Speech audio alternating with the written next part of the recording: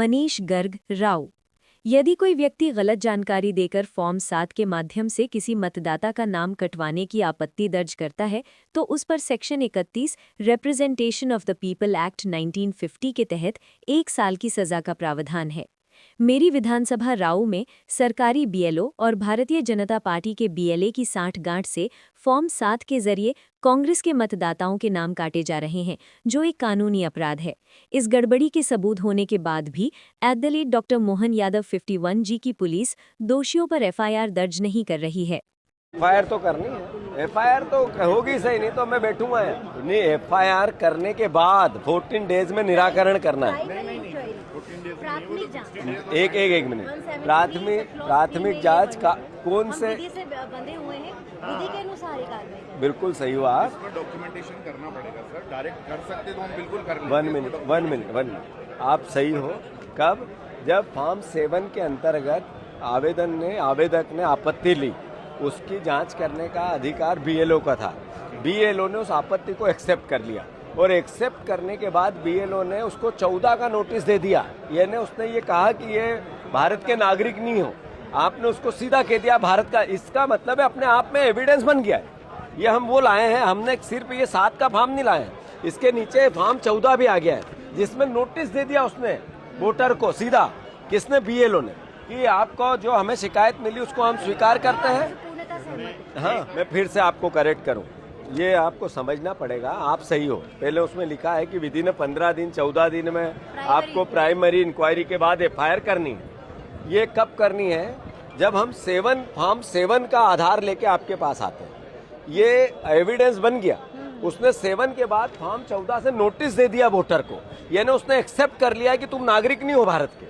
उन्होंने कहा तुम नागरिक नहीं हो, ये यहाँ तक की प्रक्रिया हो गई है। ये सरकारी कर्मचारी निर्वाचन ने कह दिया, हम उसको चैलेंज कर रहे हैं। इसमें 14 दिन नहीं है, इसमें नहीं, बताओ ये। हम किसी भी आपने अभी आवेदन दिया सर, उसकी जांच हम करेंगे, सामने वाले को बुलाएंगे, उसके कथन लेंगे, दस्तावेज इकट्ठे करेंगे, उसके बाद करेंगे। नहीं, हमें आश्वस्त होना ही नहीं, हमें आश्वस्त नहीं होना, हमें तो एफआईआर करनी है। हम गलत एफआईआर लिखाएं तो हमें कोर्ट के नियम है, सीआरपीसी के, कि हम गलत अगर कोई एफआईआर लिखाएंगे तो कोर्ट हमें सजा देगी।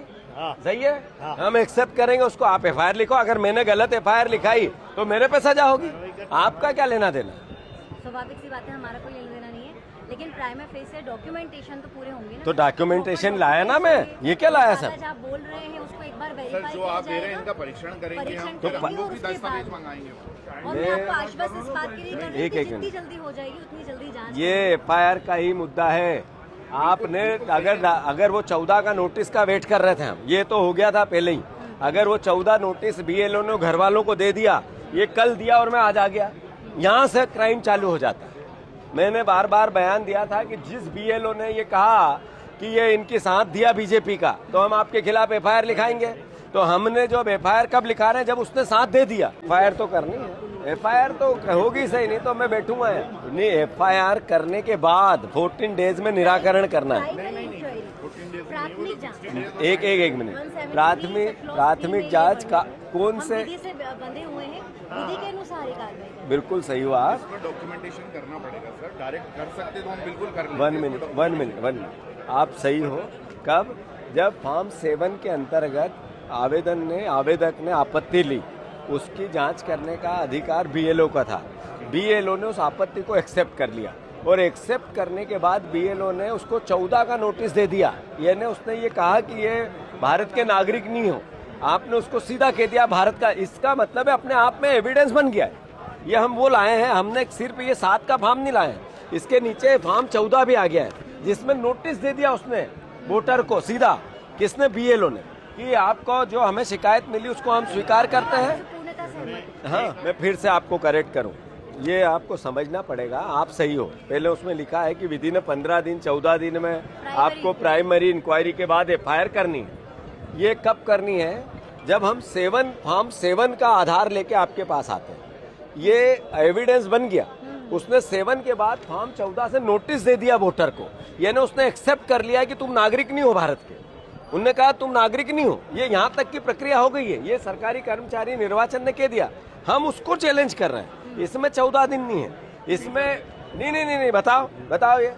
हम किसी देखिए, भी कोई आपने भी अभी ऐसा आवेदन प्रकरण- दिया सर, उसकी जांच हम करेंगे, सामने वाले को बुलाएंगे, उसके कथन लेंगे, दस्तावेज इकट्ठे करेंगे, आश्वस्त कर रहे हैं उसके हम, बाद जल्दी से करेंगे। जल्दी जांच अभी नहीं वो नहीं, हमने हमें बता आश्वस्त दिया, होना ही बन नहीं, रहा होगा तो हमें डर की आश्वस्त नहीं होना, हमें तो करना ही है। एफआईआर करनी है। हम गलत एफआईआर लिखाएं तो हमें कोर्ट के नियम है सीआरपीसी के कि हम गलत अगर कोई एफआईआर लिखाएंगे तो कोर्ट हमें सजा देगी। सही है, हम एक्सेप्ट करेंगे उसको। आप एफआईआर लिखो, अगर मैंने गलत एफआईआर लिखाई तो मेरे पे सजा होगी, आपका क्या लेना देना। स्वाभाविक सी बात है, हमारा कोई लेना देना नहीं है, लेकिन प्राइम फेस से डॉक्यूमेंटेशन तो पूरे होंगे ना। तो डॉक्यूमेंटेशन लाया ना मैं, ये क्या लाया सर? आप बोल रहे हैं उसको एक बार सर वेरीफाई जो आप दे रहे हैं इनका परीक्षण करेंगे हम, तो फिर हम लोग भी दस्तावेज मंगाएंगे। और मैं आपको आश्वस्त इस बात के लिए कर रही हूँ कि एक जितनी जल्दी हो जाएगी उतनी जल्दी जांच ये एफआईआर का ही मुद्दा है। आपने अगर वो 14 का नोटिस का वेट कर रहे थे हम, ये तो हो गया था पहले ही। अगर वो 14 नोटिस बीएलओ ने घर वालों को दे दिया, ये कल दिया और मैं आज आ गया, यहाँ से क्राइम चालू हो जाता है। मैंने बार बार बयान दिया था कि जिस बीएलओ ने ये कहा कि ये इनकी साथ दिया बीजेपी का, तो हम आपके खिलाफ एफआईआर लिखाएंगे। तो हमने जो एफआईआर कब लिखा रहे हैं, जब उसने साथ दे दिया। नमस्कार दोस्तों, अगर आप रोज की ताज़ा और सच्ची खबरें सबसे पहले देखना चाहते हैं तो हमारे चैनल को अभी सब्सक्राइब कर लीजिए।